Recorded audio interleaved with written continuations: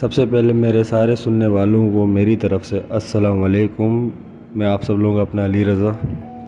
امید ہے آپ سب لوگ خیر خیریت سے ہوں گے، ٹھیک ٹھاک ہوں گے اللہ پاک کے فضل و کرم سے۔ آج کا جو یہ واقعہ آپ لوگوں سے میں شیئر کرنے والا ہوں، یہ واقعہ میری والدہ نے مجھے سنایا تھا۔ یہ میرے ماموں کے ساتھ پیش آیا تھا، آج سے 35 یا 40 سال پہلے کی بات ہے۔ اب تو میرے ماموں کا خیر انتقال ہو چکا ہے، 2013 میں ان کا انتقال ہو چکا تھا، لیکن جب وہ 14 یا 15 سال کے تھے ان کے ساتھ تب یہ واقعہ پیش آیا تھا۔ لیاری کا ایک علاقہ ہے اولڈ کمباڑ وارہ کے نام سے۔ امید ہے جو لیاری میں رہنے والے ہوں گے انہیں زیادہ اچھے سے پتہ ہوگا۔ تب وہاں پہ ایک گلی ہوا کرتی تھی جسے ہم میگوار پاڑا کے نام سے جانا کرتے تھے، وہ ابھی بھی ہے۔ وہاں پہ نان مسلم کمیونٹی کی بہت زیادہ آبادی تھی۔ مسلم کمیونٹی بھی وہاں رہا کرتی تھی مگر ان کی پاپولیشن وہاں کم تھی اور ان کی نان مسلم پاپولیشن وہاں زیادہ تھی۔ میرے ماموں اس وقت 14 یا 15 سال کے رہے ہوں گے، اللہ پاک انہیں جنت میں جگہ دے۔ 2013 میں ان کا انتقال ہو گیا۔ تو ہوتا کچھ اس طریقے سے کہ میری والدہ بتاتی ہیں آج بھی کہ میرے ماموں مدرسے جایا کرتے تھے۔ رات کا ایک ٹائم تھا تو مدرسے سے آ رہے تھے، ان کے ہاتھ میں کچھ گھر کا سامان بھی تھا۔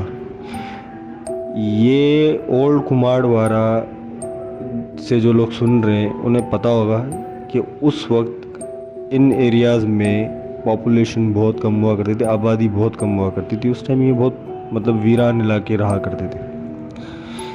میرے ماموں رات کو قریب 8:30 یا 9 بجے کا ٹائم تھا، مدرسے سے آ رہے تھے، کچھ گھر کا سامان وغیرہ بھی انہوں نے لیا ہوا تھا ہاتھوں میں اپنے۔ جب وہ گلی کے اندر انٹر ہوتے ہیں، وہ جیسے ہی تھوڑا سا آگے چلتے ہیں تو وہاں پہ نان مسلم کمیونٹی کے واش رومز وغیرہ بنے ہوا کرتے تھے۔ وہاں پہ جیسے آج کل انڈیا میں، آپ انڈیا کی پرانی فلمیں جس نے دیکھی ہیں انہیں پتہ ہوگا کہ چال بنی ہوئی ہوا کرتی تھی، کھولیاں جسے کہتے تھے، اس ٹائم یہ ایریا اس طریقے کے ہوا کرتے تھے۔ تو وہاں پہ نیچے نان مسلم کمیونٹی کی واش رومز، اس طرف سیدھے ہاتھ پہ نان مسلم کمیونٹی کے واش رومز ہوا کرتے تھے، الٹے ہاتھ پہ مسلم کمیونٹی کے واش رومز ہوا کرتے تھے۔ اس ٹائم گھروں میں واش روم ہونے کا کوئی کانسیپٹ نہیں ہوا کرتا تھا۔ تو میرے ماموں اسی واش روم والی پٹی سے آ رہے تھے جہاں بیت الخلا ہوا کرتے تھے اس وقت۔ جیسے ہی وہ گھر کی طرف نزدیک پہنچتے ہیں تو وہ دیکھتے ہیں کہ گٹر کے ایک ڈھکن کے اوپر ایک عورت بال کھول کے بیٹھی ہوئی ہے۔ تو میرے ماموں جیسے تھوڑا سا نزدیک پہنچتے ہیں، دیکھتے ہیں ان کی پیروں کی طرف جب ان کی پیروں کی طرف جو ان کی نظر جاتی ہے ان کی پیروں کی طرف جب میرے ماموں کی نظر ہو جاتی ہے، سوری معاف کیجیے گا، تھوڑا سا طبیعت میری صحیح نہیں ہے، گلا خراب ہے، معاف کیجیے گا۔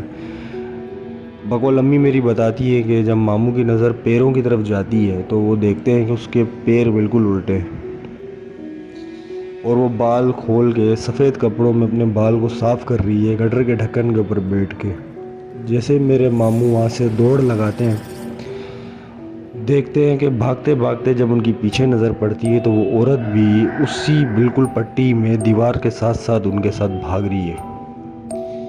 اسی ٹائم میرے ماموں ماشاءاللہ مدرسے میں رہا کرتے تھے، انہیں آیت الکرسی آیا کرتی تھی، آیت الکرسی درود شریف وغیرہ پڑھا کرتے تھے۔ تو جیسے ہی انہوں نے بلند آواز میں پڑھنا شروع کیا اور وہ جیسے ہی گھر کے اندر انٹر ہوئے، سیدھا جا کے میری نانی کے پیروں کے اندر گر گئے، میرے نانی کے پیر پکڑ لیے، بولا میرے ساتھ اس طریقے سے معاملہ ہو گیا۔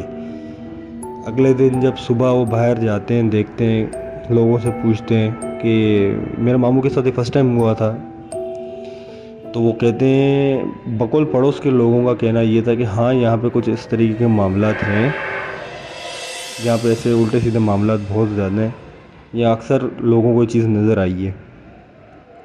اس دن کے بعد سے میرے ماموں نے قسم کھا لی کہ آئندہ سے جب بھی آنا ہوگا گھر پہ، میں جتنا جلدی ہو سکے گھر پہ آؤں گا، کبھی بھی باہر دوستوں کے ساتھ گھومنے پھرنے نہیں جاؤں گا۔ تو بس یہ وہ دن تھا۔ پھر تو کافی سال اس ایریا میں رہے، میرے ننیال والے اس طرف۔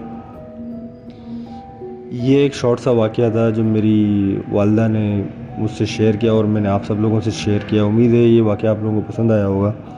اپنی نیک دعاؤں میں مجھے یاد رکھیں، خوش رہیں، آباد رہیں ہمیشہ اپنی لائف میں۔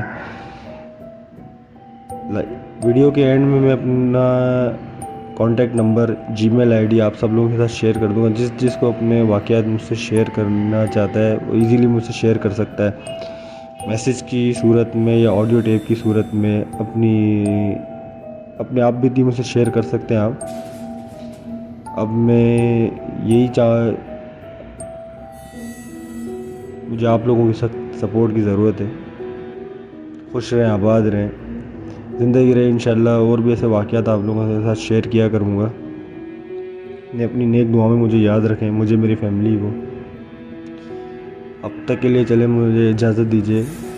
Thank you. اللہ حافظ. السلام علیکم. فی امان اللہ.